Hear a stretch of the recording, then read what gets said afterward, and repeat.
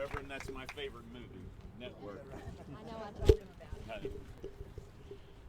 Hello, I'm Barbara Parker. 4 months ago, we could never imagine that today we would be here with you.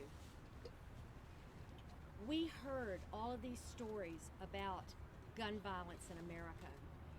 Each time there was a mass shooting, we said something has to be done.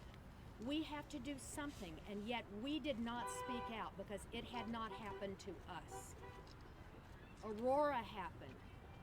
Sandy Hook happened. And still we said, we have to do something about this, but we did not speak up because it had not happened to us. And then it happened to us. On August the 26th, our daughter, who was reporting on a fluff piece about the marina at Smith Mountain Lake near Roanoke, was murdered in cold blood by a former employee of their station. She was not doing anything that would put her in harm's way. Her cameraman was not doing anything that would put them in harm's way. And yet, her life was taken from her. Every morning, she greeted people at 5:50 a.m. while they got ready to go to work and cheered them up. She was part of their family. She came into their homes, and they loved her. And on August the 26th, instead of being with her while they got ready for work, they watched her murder on television. We were the lucky ones.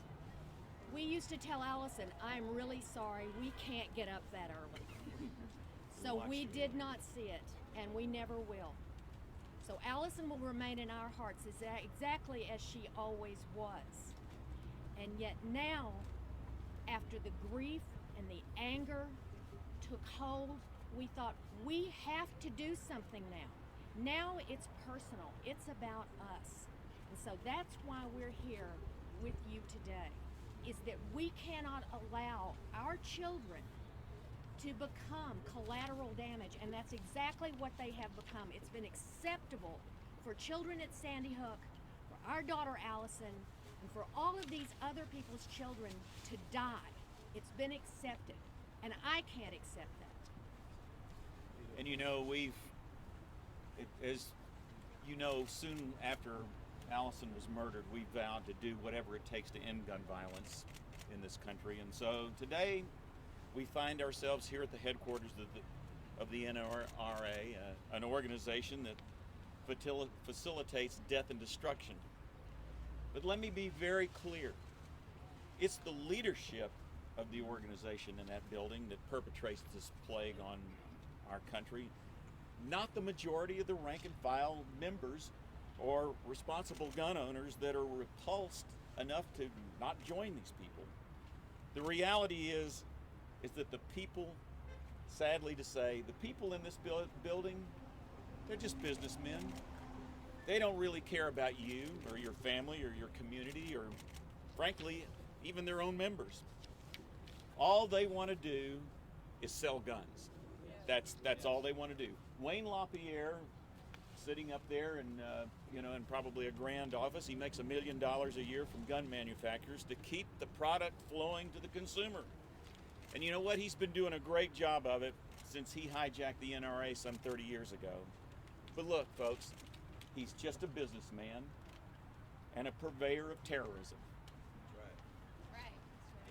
But sadly, the real villains of this whole gun debate right now reside a few miles south on Capitol Hill. Wayne's done a great job of keeping his business churning by filling the coffers of people like Congressman Mike McCall and Bob Goodlatte. McCall was supposed to be protecting us as the House Homeland Security Chair, and Goodlatte has over 100 gun violence prevention bills sitting on his desk that he won't address, and he told me to my face that he will not address them. He will not hold hearings. He said, well, you know, we should enforce the laws that we already have on the books. How many times have we heard that? And yet, at the behest of the boys in that building, the ATF the very agency that's tasked to enforce those laws that he cares so much about, he's voted to gut funding for them. They have the lowest level of staff that they've had in 40 years. Goodlet, McCall, they're duplicitous, hypocritical cowards. And then you have, as we've alluded to before, other speakers have alluded to, the disgraceful vote by the Senate in the aftermath of San Bernardino that would have prevented known or suspected terrorists from getting their hands on firearms. And you see who the real villains are in this story. The guys in this building, yeah, they're thugs and they're traitors, but at the end of the day, they're just doing business. Happy that they've got stooges down the road that will do their bidding against the wishes of the vast majority of the American people. You know, it would be an amazing model that should be studied in every business school in the country if it weren't so twisted. Now, nothing's going to bring Alison back. Thoughts and prayers from politicians who actually think to utter those words won't cut it. And we're here today to appeal to the membership of the NRA and responsible gun owners in this country.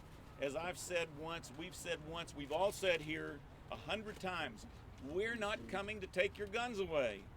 Nobody in this movement is saying we want to take away your rights under the Second Amendment. And to those that keep drinking the Kool-Aid that suggest otherwise, it's the thugs inside this building that have done a masterful job of brainwashing you.